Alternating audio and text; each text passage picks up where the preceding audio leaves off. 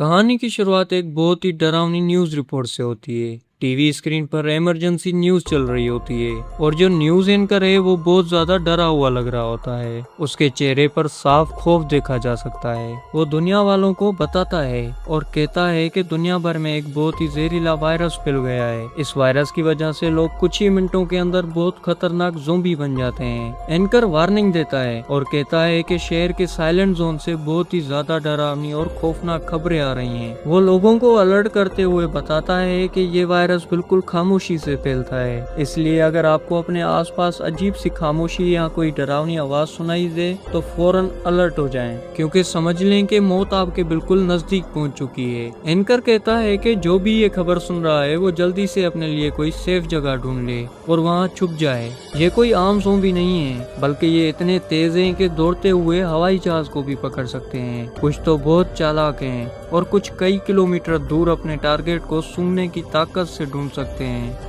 Camera अब एक लड़के पर जाता है जो अपने कमरे में अकेला बैठा हुआ टीवी पर कार्टून देख रहा होता है। लेकिन जैसे टीवी पर बताया जाता है कि पूरी दुनिया इस वायरस की जद में है, तो ये खबर सुनकर उस लड़के की मुस्कुराहट छिन जाती है और उसका चेहरा एकदम से उतर जाता है। लड़का डर के मारे स्क्रीन को देखता ही रह जाता है और उसका पूरा जिस्म खौफ से कांपने लगता है। तभी अचानक ऊपर के कमरे से एक अजीब तरह की आवाज आती है। वो आवाज सुनकर लड़के के गले में सांसें अटक जाती हैं और वो एकदम से डर जाता है। लड़का धीरे धीरे डरते हुए कदमों से सीढ़ियां चढ़कर ऊपर जाता है और वो डरते हुए उस कमरे में झांकता है। तभी उसकी बड़ी बहन सोफिया एकदम सामने आकर उसे जोर से डरा देती है। थोड़ा सुकून मिलने पर वो दोनों अपनी माँ के कमरे की तरफ जाते हैं। वहाँ जाकर वो देखते हैं कि उनकी माँ बहुत ज्यादा परेशान हालत में बैठी हुई है और वो वीडियो कॉल पर अपने शोहर को इस भयानक हालात के बारे में बता रही हैं और रो रही हैं। उनका फादर जो एक पायलट है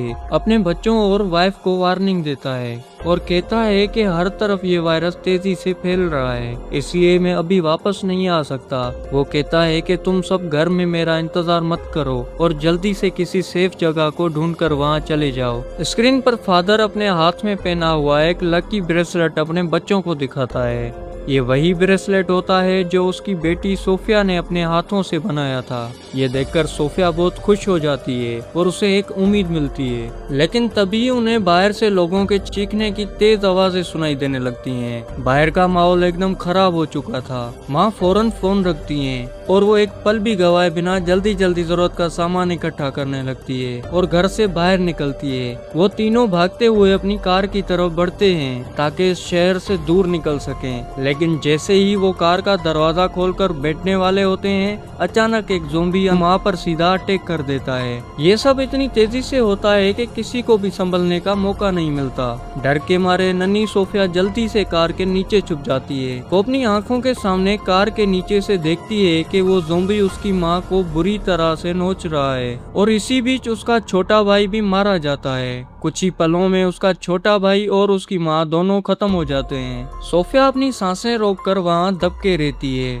ताकि उसकी आवाज बाहर ना जाए। खुशकिस्मती से वो ज़ॉम्बी उस छोटी बच्ची को देख नहीं पाता और वहाँ से चला जाता है। ये छोटी लड़की डर से कांप रही होती है कि तभी वो देखती है कि उसकी माँ का जिस्म दोबारा हिलने लगा है। वायरस की वजह से उसकी माँ भी एक ज़ॉम्बी बन चुकी होती है। माँ अपनी ही बेटी को कार के नीचे देख लेती है और उसकी तरफ बढ़ती है। इससे पहले कि वो अपनी बेटी को मार पाती, ठीक उसी वक्त एक अनजान आदमी लिकास फरिश्ते की तरह वहाँ आता है। लिकास फौरन अपनी बंदूक उठाता है और सोफिया की ज़ॉम्बी बन चुके माँ को गोली मार देता है। वो सोफिया को कार के नीचे से बाहर खींच लेता है। तभी वो देखते हैं कि सोफिया का छोटा भाई भी ज़ॉम्बी में बदल रहा है। लिकास उस बच्ची को अपनी आंखें और कान बंद करने को कहता है और वो उसके ज़ॉम्बी बन चुके छोटे भाई को भी गोली मार देता है। उसके बाद लिकास इस अकेली बच्ची से अपने साथ वहाँ से ले जाता है।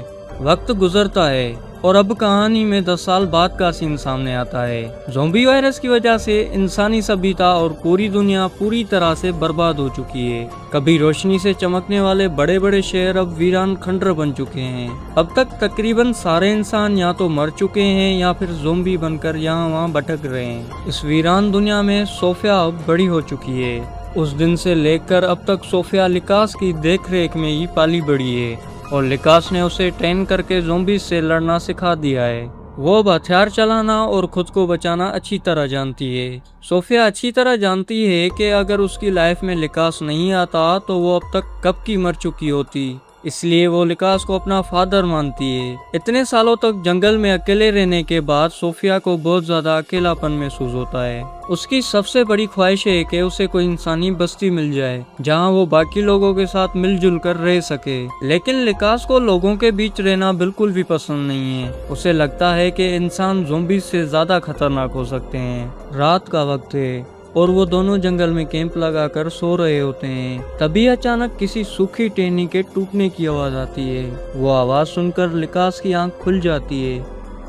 वो धीरे से अपनी बंदूक उठाता है और कैंप से बाहर निकलकर देखता है। अंधेरे में एक ज़ॉम्बी तेजी से लिकास पर हमला कर देता है, लेकिन लिकास लगातार गोलियां चलाकर उसे वहीं मार गिराता है। गोलियों की आवाज सुनकर सोफिया भी वहां पहुंच जाती है। इन दोनों को जंगल में ज़ॉम्बीज को शिकार करने का बहुत तजुर्बा हो गया था। वो जानते थे कि ज़ॉम्बीज अक्सर झुंड बनाकर ही रहते हैं, इसलिए वो समझ जाते हैं कि अगर एक यहाँ है तो आसपास और भी ज़ॉम्बीज जरूर होंगे। सुबह होते ही वो अपने घोड़ों पर बैठकर वहां से निकल जाते हैं। वो जंगल के रास्ते से आगे बढ़ रहे होते हैं कि तभी रास्ते में उनके घोड़े डरने लगते हैं और खौफ की वजह से आगे बढ़ने से कतराते हैं। लिकास समझ जाता है कि खतरा बिल्कुल पास ही है। वो दोनों चारों तरफ नजर दौड़ाते हैं तो दूर एक जीप ज़ॉम्बी से घेरी हुई दिखाई देती है, जहां एक नॉर्मल इंसान अकेला ही खुद को बचाने की कोशिश कर रहा है। साथ ही लिकास सोफिया के निशाने का टेस्ट भी लेना चाहता था और देखना चाहता था कि वो पूरी तरह से ट्रेन हो चुकी है या नहीं।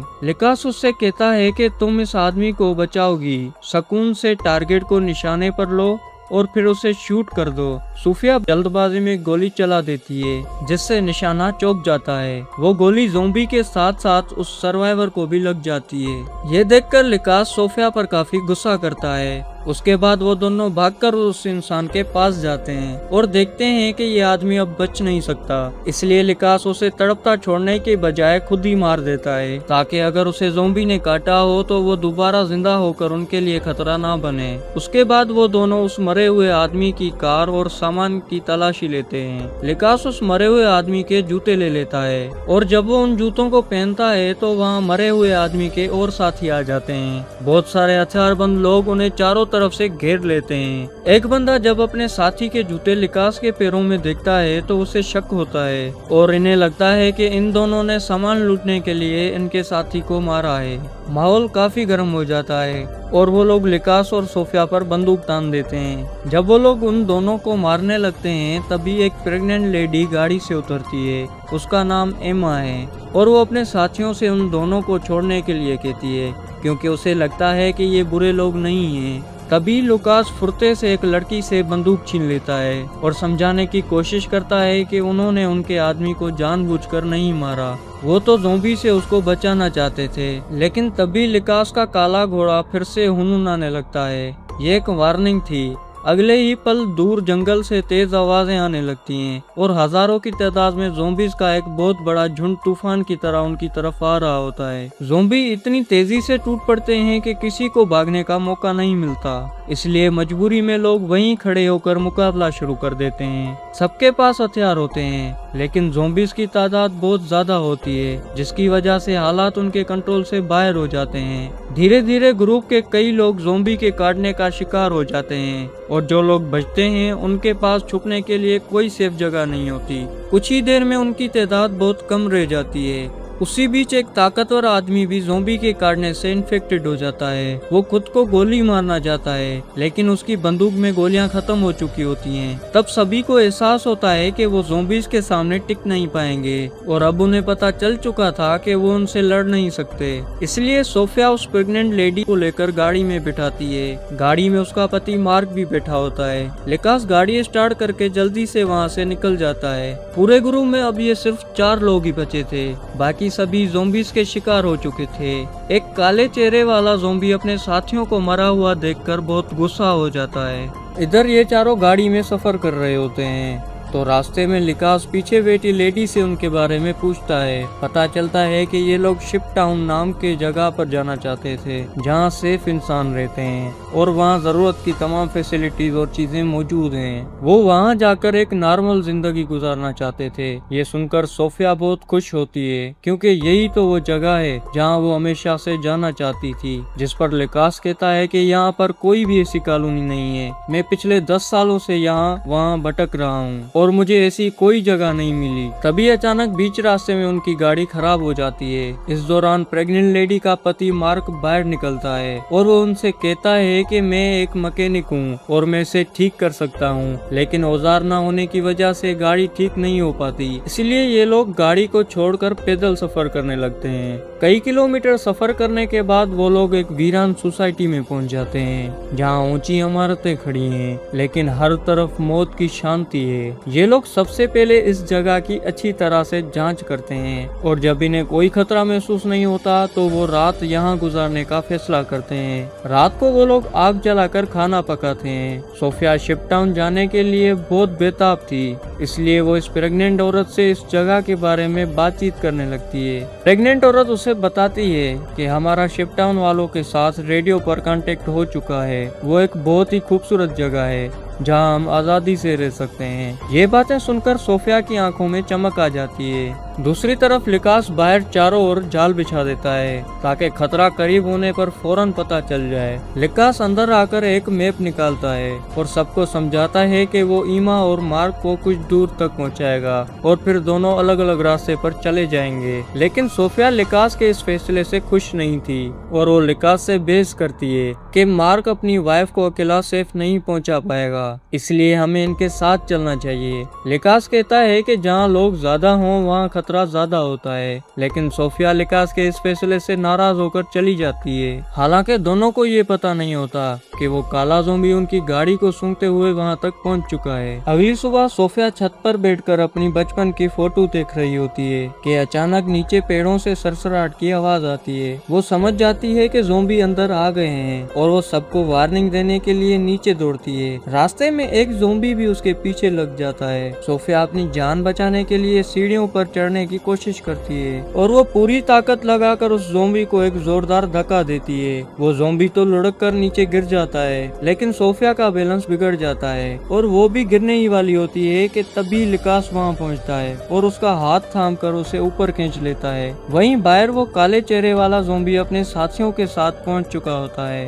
क्योंकि वो अपने मरे हुए साथी की बू पहचानते हुए वहाँ तक आए थे। लेकिन लिकास ने जो जाल बिछाया था वो काम कर जाता है और ज़ोंबीज का झुंड जैसे ही अंदर घुसने की कोशिश करता है तो एक जोरदार धमाका होता है जिसमें कई ज़ोंबी उड़कर चिथरे चिथरे हो जाते हैं। खुशकिस्मती से ये लोग उस वक्त ही वहाँ से निकल चुके होते। रास्ते में सोफिया को अचानक एक आइडिया आता है और वो लिकास को बताती है कि पास ही एक पुराना हवाई अड्डा एयरपोर्ट है जहां उसके फादर काम किया करते थे। उसे लगता है कि शायद वहां कोई प्लेन बचा हो जिससे वो लोग उड़कर शिप टाउन तक पहुंच सकें। लिकास को ये प्लेन बहुत रिस्की लगता है और वो कहता है कि एयरपोर्ट पर भागने का कोई रास्ता नहीं मिलेगा, पर सोफिया की जिद और उम्मीद देखकर लिकास मान जाता है। जब वो एयरपोर्ट पहुंचते हैं तो वहाँ सन्नाटा होता है और रनवे एकदम खाली पड़ा होता है। लिकास की बात सच साबित होती है और कोई जहाज नहीं दिखता, लेकिन उनकी किस्मत तब पलटती है जब वो एक पुराने गैराज का शटर उठाते हैं तो अंदर एक छोटा हवाई जहाज खड़ा होता है। ये देखकर सबकी आंखों में चमक आ जाती है, लेकिन वो जहाज सालों से बंद पड़ा था। मैकेनिक मार्क इंजन चेक करता है और कहता है कि इसे ठीक करने में 15 मिनट लगेंगे।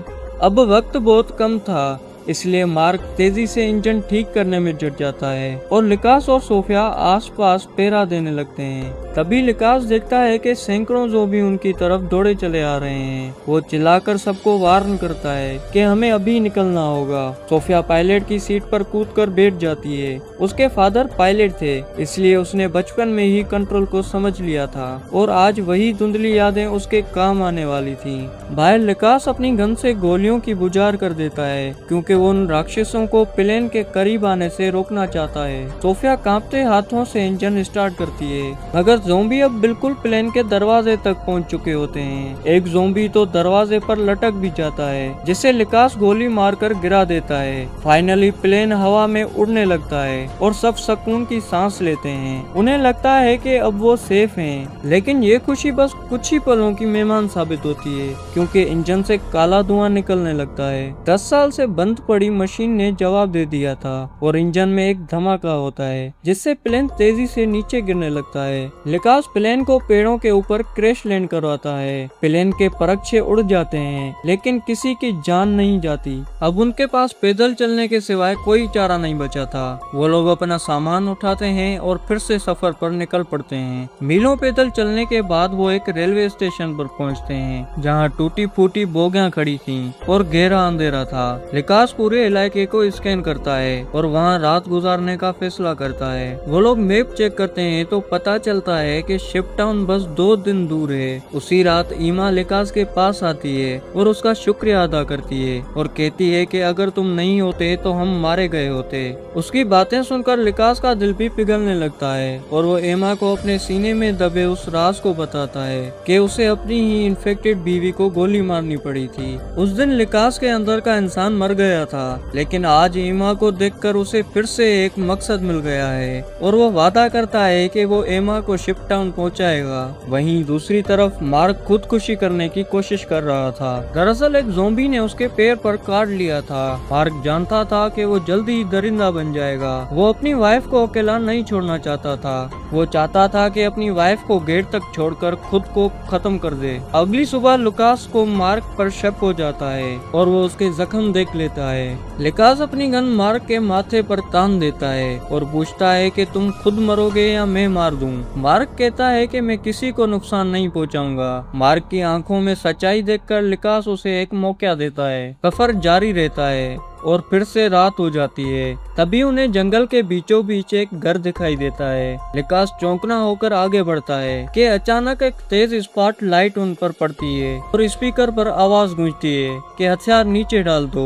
लिकास समझ जाता है कि अंदर कोई इंसान है। सोफिया कहती है कि हमें मदद चाहिए और हमारे साथ प्रेग्नेंट औरत है। तभी एक अधेड़ उम्र का आदमी बाहर आता है और वो खुद को एक साइंटिस्ट बताता है। वहाँ डाइनिंग टेबल पर बहुत सारा खाना सजा हुआ था और वो सब खाने पर टूट पड़ते हैं, लेकिन साइंटिस्ट अजीब बातें करने लगता है और कहता है कि ज़ॉम्बी बनना इंसानों का अपग्रेड है। ये सुनकर लिकास और बाकी लोगों को शक होने लगता है। अभी मार्क की तबीयत बिगड़ने लगती है। जब वो वापस आता है तो देखता है कि सब बेहोश पड़े हुए हैं, क्योंकि साइंटिस्ट ने उनकी ड्रिंक्स में दवा मिला दी थी। मार्क साइंटिस्ट पर चिपड़ता है, लेकिन वो रिमोट का बटन दबा देता है, जिससे मार्क को एक जोरदार झटका लगता है। साइंटिस्ट बताता है कि वो ज़ॉम्बीज को कंट्रोल कर सकता है और जब मार्क की आंख खुलती है तो सब रस्सियों से बंधे होते हैं। साइंटिस्ट कहता है कि अब तुम मेरे एक्सपेरिमेंट का हिस्सा बनोगे और वो उन्हें अपनी कैद ज़ॉम्बी बीवी को दिखाता है। वो साइंटिस्ट पिंजरे का दरवाजा खोल देता है और वो ज़ॉम्बी औरत लिकास और बाकी लोगों की तरफ बढ़ती है। लिकास उसे पीछे धकेल देता है और उसी पल मार्क रस्सियां तोड़कर सबको आजाद कर देता है। ये देखकर साइंटिस्ट डर कर भाग जाता है और ये चारों साइंटिस्ट की गाड़ी में बैठकर फरार हो जाते हैं, लेकिन साइंटिस्ट ज़ॉम्बीज की फौज उनके पीछे लगा देता है। आगे रास्ता बंद होने की वजह से उन्हें गाड़ी छोड़नी पड़ती है। मार्क अकेला ही ज़ॉम्बीज से फट जाता है और वो बड़ी बहादुरी से लड़ता है, लेकिन मारा जाता है।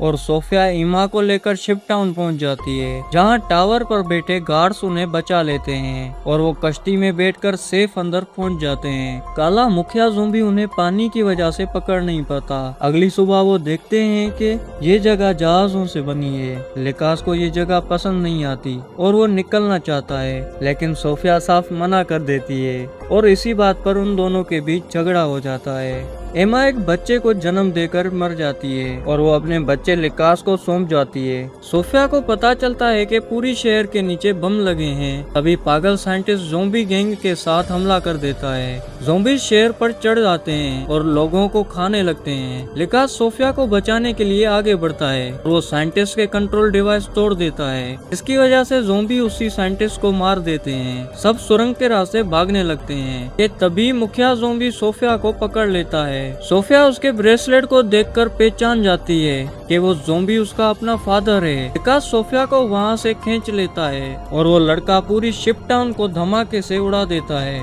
लेकिन राख के ढेर से वो ज़ॉम्बी किंग फिर खड़ा होता है और लिकास उसके साथ फाइट करता है पर कमजोर पड़ने लगता है। सोफिया ये सब देखकर बंदूक उठा लेती है। वो जानती है कि सामने खड़ा ज़ॉम्बी उसका फादर है, लेकिन वो उसे मार देती है। जिसने उसे 10 साल पाला वो अपनी माजी को भुलाकर ज़ॉम्बी मुखिया को गोली मार देती है और ये कहानी यहीं खत्म होती है।